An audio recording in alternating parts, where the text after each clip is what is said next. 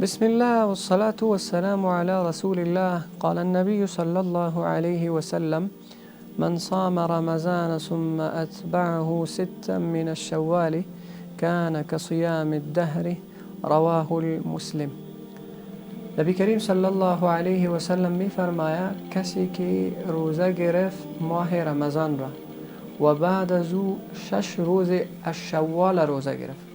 بعد از رمضان ماهی که میآید در عربی او را شوال میگه و در بین ما و شما به نام ششک مشهور است. ثواب از این روزه ها چقدر است؟ وقتش از چی وقت شروع میشه و آیا پی در پی گرفته میشه یا جدا جدا گرفته میشه؟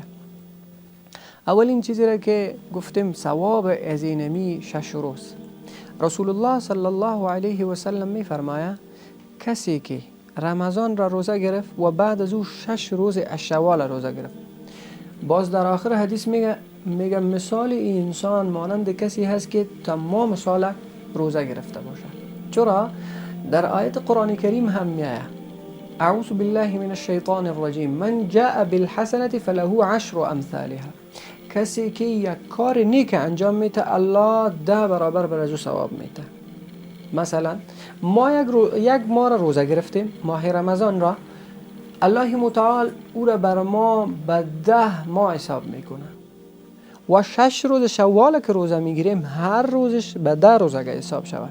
6 10 ماه میشه 60 روز روزه. 10 ماه خوب حساب شد و 2 ماهی شود گویا که ما مکمل سال روزه گرفته باشیم.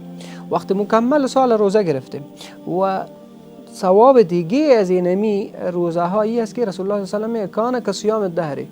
وقتی مکمل سال روزه شد گویا که ما تمام عمر روزه دار باشیم. قدر فضیلت داره. روزش از چی وقت شروع میشه؟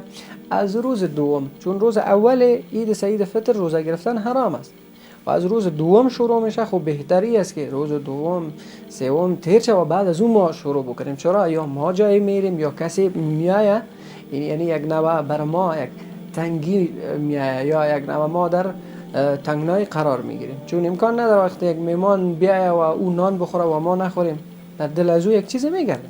اینی بود وقتش، یعنی از روز دوم شروع میشه و تا اون ما خلاص میشه. و یک چیز دیگه که ضرور است، آیا پی در پی گرفته شود یا جدا جدا، کدام مشکل نداره.